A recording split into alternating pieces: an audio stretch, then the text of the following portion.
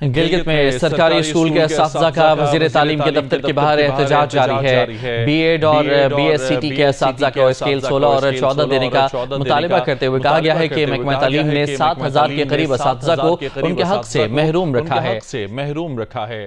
پہاڑوں کی سرزمین، سکون کا گہوارہ، لیکن کبھی کبھی انہی خاموش پہاڑوں کے پیچھے ایسے درد چھپے ہوتے ہیں جو پورے معاشرے کو ہلا کر رکھ دیتے ہیں۔ پچھلے 24 گھنٹے اس وادی کے لیے اتنے بھاری ثابت ہوئے کہ ہر آنکھ نم اور ہر دل بے چین ہے۔ آج کی ویڈیو میں ہم ایک ایسے واقعے پر بات کریں گے جس نے نہ صرف ایک خاندان کو برباد کیا بلکہ ہمارے پورے تعلیمی نظام اور سماجی رویوں پر بھی بڑے سوال اٹھا دیے ہیں۔ ایک استاد، 5 بچوں کا باپ جو نظام کے دباؤ تلے دم توڑ گیا۔ آئیں اس درد کو سمجھنے کی کوشش کرتے ہیں۔ معاشرے کی بنیاد علم ہے اور علم دینے والے ہمارے اساتذہ ہیں، لیکن جب اساتذہ ہی عدم تحفظ کا شکار ہو جائیں، جب ان کی جائز آواز کو جرم بنا دیا جائے تو پھر بکھرتا کون ہے؟ معاشرہ، نسلیں اور وہ امیدیں جو ہم اساتذہ سے باندھتے ہیں۔ آج ہم بات کریں گے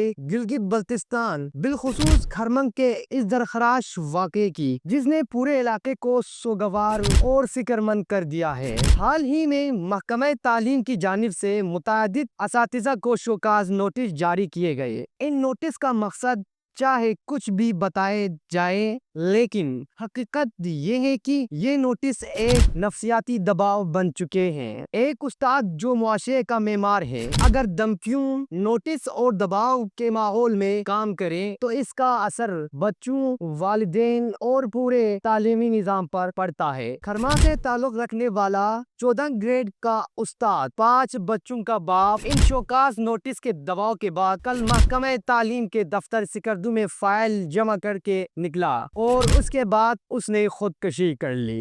ذرائع کے مطابق وہ شدید ذہنی دباؤ میں تھا۔ سوچیں، ایک باپ، ایک استاد، ایک محنتی ملازم کسی حد تک ٹوٹ چکا ہوگا کہ زندگی جیسے قیمتی تحفے سے ہاتھ دھو بیٹھا۔ یہ صرف ایک جان نہیں گئی، یہ 5 بچوں کا مستقبل اندھیرے میں چلا گیا، ایک خاندان اجڑ گیا اور پورا معاشرہ سوالوں میں ڈوب گیا۔ اپنے حق کے لیے آواز اٹھانا آئینی حق ہے، لیکن جب استاد احتجاج میں شامل ہو تو اسے شوکاز نوٹس ملتا ہے۔ کیا حق مانگنا جرم ہے؟ آخر غریب اور متوسط طبقے کے ساتھ یہی ایسا رویہ کیوں؟ کیا ان کی بات سننا مشکل ہے یا پھر حقائق سے نظریں چرانا آسان ہے؟ یہ وہ سوال ہیں جو اب پورے معاشرے علاقے کے لوگ پوچھ رہے ہیں، کس ذہنی، معاشی اور سماجی دباؤ میں جی رہے ہیں۔ ایک استاد دباؤ برداشت نہ کر سکا، یہ کسی ایک گھر کا دکھ نہیں، پورے معاشرے کا درد ہے۔ ہمیں سوچنا ہوگا کہ غلطی کہاں ہو رہی ہے اور کب تک محنت کش لوگ ایسے مسائل کا شکار رہیں گے۔ یہ وقت ہے کہ ہم سنجیدگی سے غور کریں کہ انصاف،